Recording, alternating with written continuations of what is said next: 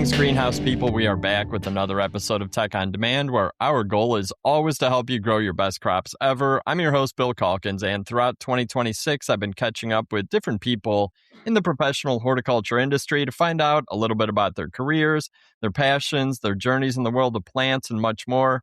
I'm calling these conversations Picked 4 because I sent each guest a list of 12 questions, and they picked 4 to answer and discuss. And although this episode is going to be a banger, I do want to encourage you to jump back in the archives and listen to the previous ones as well. I think the range of guests and their experience really showcases how awesome our industry is. Today, I'm excited to be joined by my friend Jose Sanchez, Ball Seed Company's Sales and Business Manager for the Pacific region. Jose and I have worked together at Ball for more than 20 years, and for much of that time, he was a sales rep in California with a really cool territory that included huge greenhouses, smaller greenhouses, suppliers of independent garden centers, suppliers of big box, nurseries, cut flower farms, really diverse territory. And the California market is definitely unique, and Jose's always been deeply embedded in the industry there, true partner to his customers. Currently, his role is a bit different as a regional sales manager and now a business manager working with even more groups and product lines. And I do want to get into that for a few minutes before we tackle the 4 questions he chose. So, Jose, welcome to the podcast. Good morning. How are you doing, Bill? Doing great. I'm glad that we can make this happen across multiple time zones. So, as I said, I do want to learn more about your current role with Ball Seed. But first off, we have to talk a little bit of baseball because we're both huge baseball fans. Yes. And your team is? The Dodgers. And the Dodgers, you guys are looking for like a World Series three-peat this year, right? Yes, we are. And we're headed in the right direction, I feel. 30 games in. You guys are sitting atop the NL West by a game or half a game or something? Half a game right now. The Padres are on our tail. Okay. Yeah. Which is fun. Yeah. Makes it exciting. So how are you and the millions of Dodgers fans feeling right now? I think we're feeling pretty good, especially after last night, that nice walk-off win by our new guy, Kyle Tucker. Yeah, so that was kind of nice. That was fun. I was there. Oh, were you? Yeah, I was. Yeah. Nice. Did you stay till the end? I did. Yes. Awesome. True fans stayed till the end. For sure. Sure. I actually, the reason I like staying is when they win, just when they play Randy Newman. Oh, yeah. I love LA. Yeah. I really enjoy cool. that. That's cool. Did you grow up a Dodgers fan? I did. All right. I did. So we went through Fernando Mania. I could describe the first game I went to and, yeah. So who is your favorite Dodger of all time? So it's pretty close, but mine is this is going to throw people off. All right. My favorite Dodger of all time is Mike Scioscia. Okay. So I grew up playing baseball and I was a catcher and I just really grew up with him, trying to emulate him. But I'd have to say, like, if you talk about, I don't know if there's such a thing, like my emotional favorite is Fernando Valenzuela. Okay. That's cool. But as far as playing baseball and trying to emulate someone, it was him. Yeah. Mike Scioscia. Yeah. Oh, I love it. Yeah. No, that's cool. So, all right, we gotta get back to business because we really could probably talk baseball all day. We're not. Yes, we can. We're not going to get into my team. And in fact, I was thinking, well, there was a day back in the day that you and I traveled together and visited some customers and ended up watching a Dodgers playoff game. We probably did talk baseball all day that day. We did. And finished up with In-N-Out Burger, another classic California. Yeah, I remember that day. That was good. Yeah. All right, back to business. Can you tell me a little bit about your journey in the industry and what your job includes now? Because from what I remember, you started in production, and I'm pretty sure you worked for the artist formerly known as Heinz Horticulture, right? Did. This episode of Tech on Demand is brought to you by Prospient, delivering world-class greenhouse structures and systems. From innovative design and architecture to site development and project budgeting, the Prospient team provides the expertise to bring your vision to life. With local manufacturing across the U.S. and Canada, Prospient offers the scale and supply chain reliability you can trust, making them one of North America's largest manufacturers of commercial greenhouses. Prospient, leaders in greenhouse design, manufacture, and build. Learn more and connect with the expert team at prospient.com. So my journey, and I've seen this year, hit 30 years in the industry now. Okay. Wow. Yeah. So my first job really at a production facility, a nursery, was 1996 at El Medino Gardens. They're another blast from the past, They were big. El Medino was big. So I worked there in I forget what they call it, but it was that triangle. It was El Medino, Hines, and Bordiers. They're in Irvine, the Santa Ana area. So then from there, I went to Hines. They're in Irvine, and then I had various jobs. I started in inventory, quality control, different things. And then I got into I moved to the Central Valley for a couple of years with Hines. Yeah, they had a facility that they acquired there.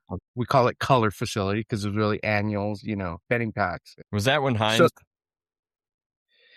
Yes, it was that time. That was 1998, 99 in that era. And then that's where I really got into scheduling, growing, more in that type of role. I learned a lot. I worked with some great people.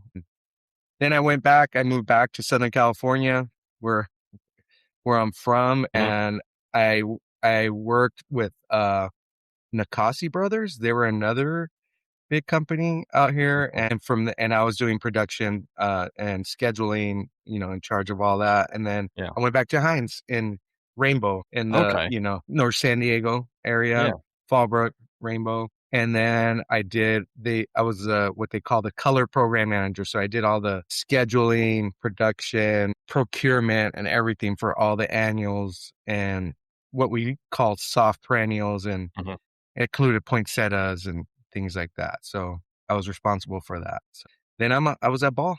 I'm at Ball now. 20 years. Time has flown by. Yeah. Yeah. So what is your role? So you were a sales rep.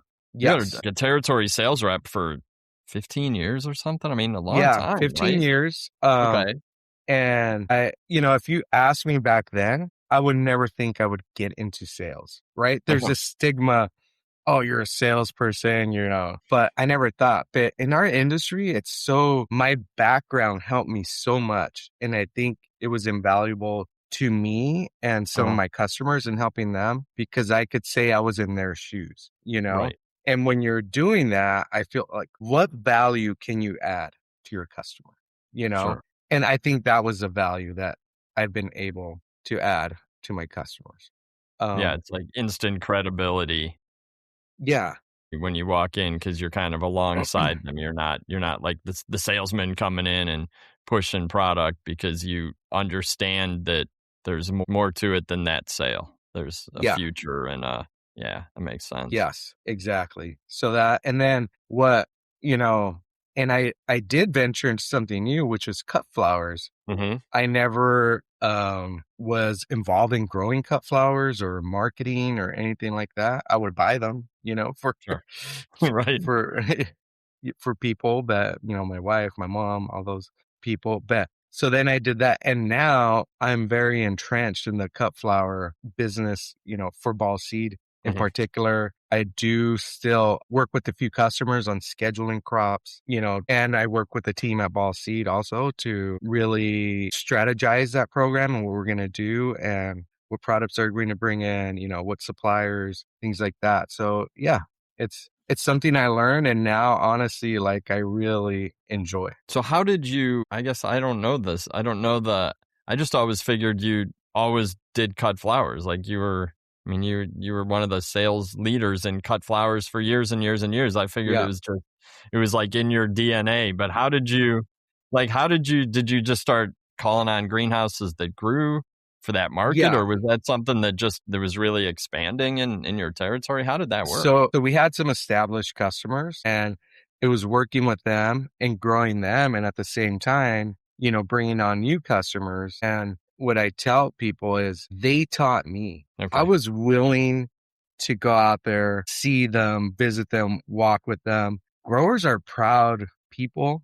Mhm. because I was a grower once and I was proud. I enjoyed walking crops with people when they would ask me questions. I was happy to answer them if I could. Yeah. And that's how I learned. And I just got into it. And now, I'm thankful for them for being Mhm. open but I feel like just get in their face and be there to support them and Yeah. they'll show you the way. No, that's really good advice, I think, Yeah. for everyone in our industry, because that's Yeah. more than just cut flowers. That's really everything that our industry Yes. produces. I think it's that, I guess, desire to learn and the humility it takes to walk in and be like, yeah, I Yeah. really don't know. I've grown plenty of annuals, but not Yeah. cut flowers. Teach me. Yeah.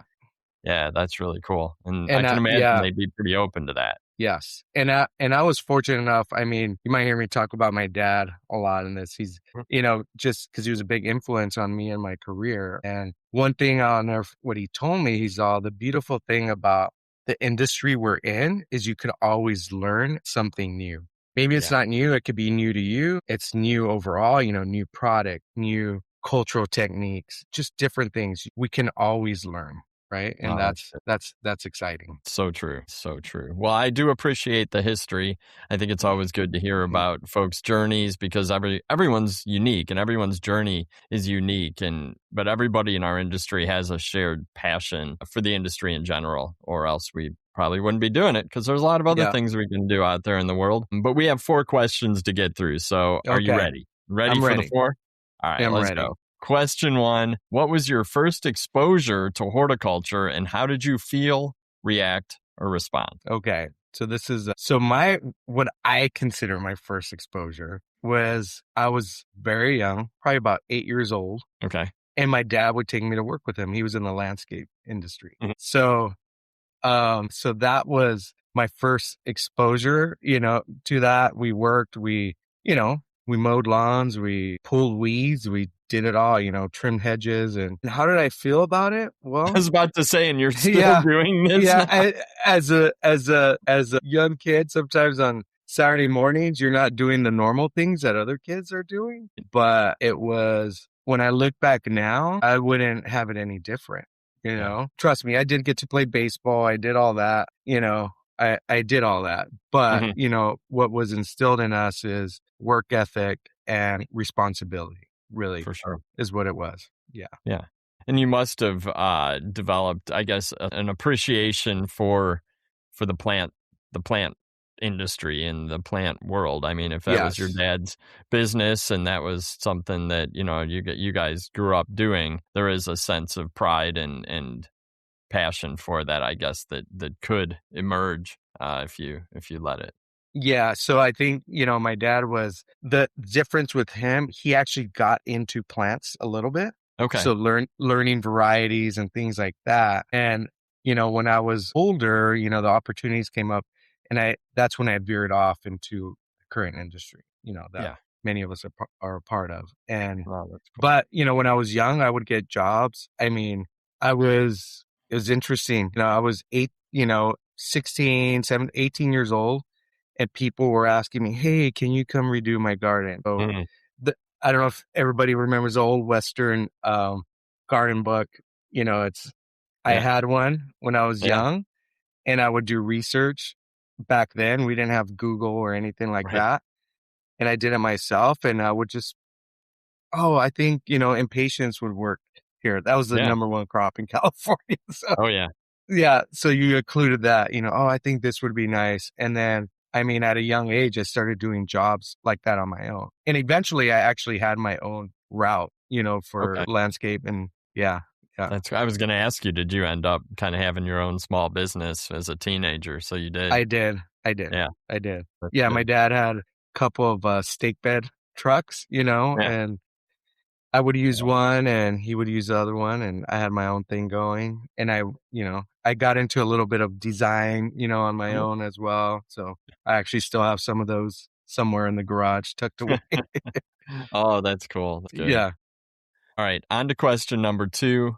If Yeah. you had a free hour, what would we find you doing? And we already just talked before we started recording about how busy family life is. So, Yes. free hour, what are you gonna be doing with that free hour? Interestingly enough, after the supposed trauma as a kid, you'd find me outside in my yard.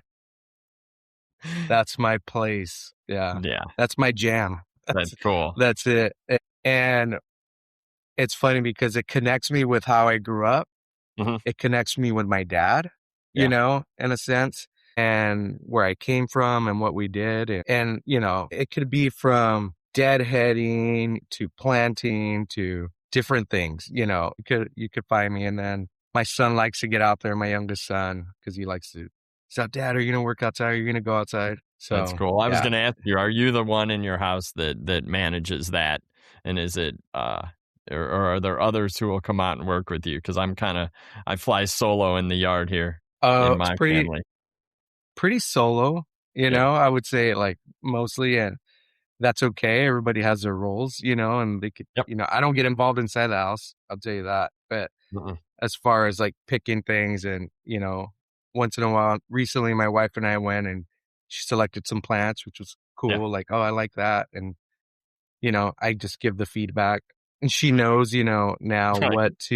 what to get. She's like, oh, those are bloomed out. We should get these with buds, Nice. Yeah. I'm like, okay, Oh, it's that's good. working. Yeah. Yep. Yeah. Yeah, they pick things up here and there. Yeah.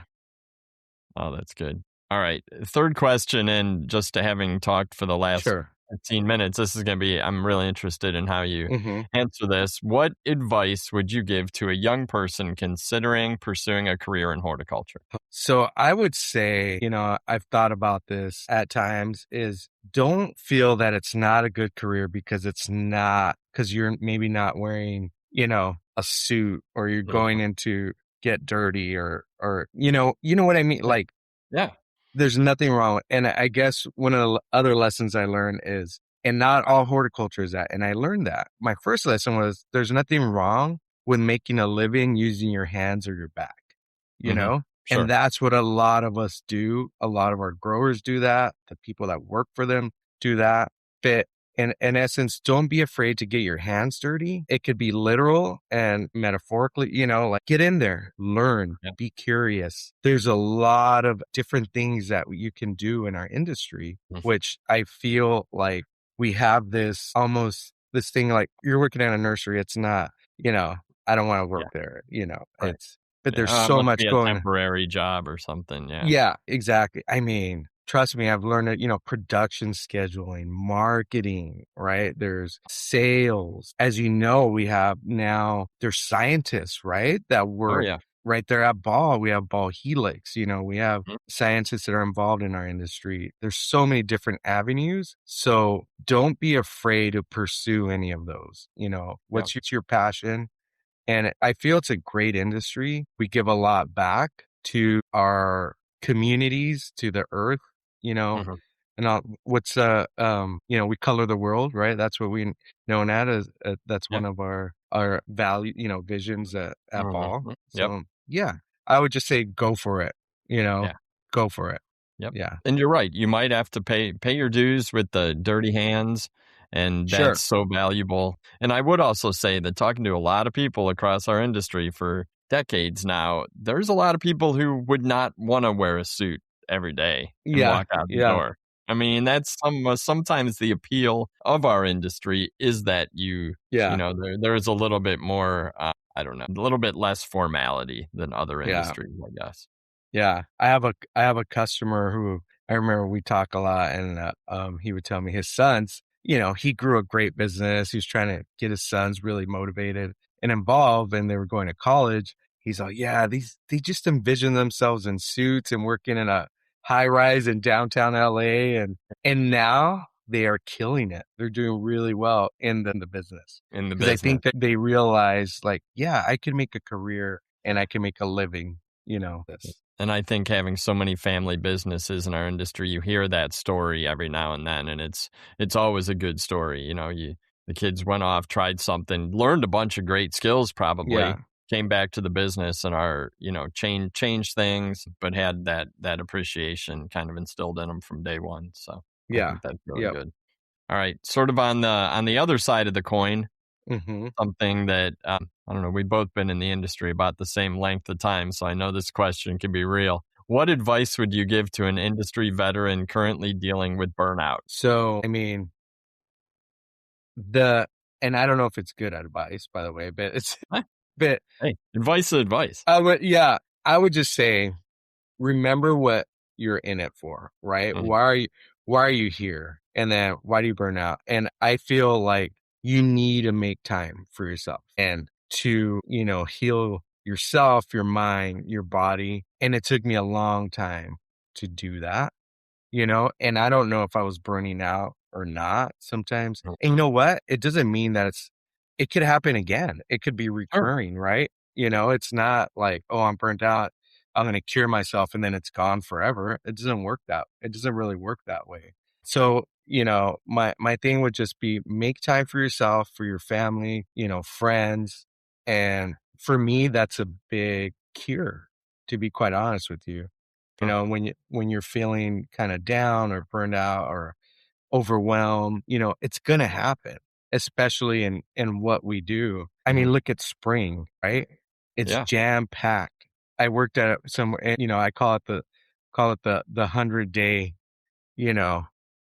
just grind, right? Yeah. Like Oh, if you yeah. think about it, like everything is put into a season. I mean, here it's more year round, but it's still, it's a lot. And I'll never forget. And I learned, I was fortunate to learn from people, at a young age. So I think it was at Heinz and it was spring, right? It was the first, I mean, it was huge. I'm talking it was a 500-acre facility.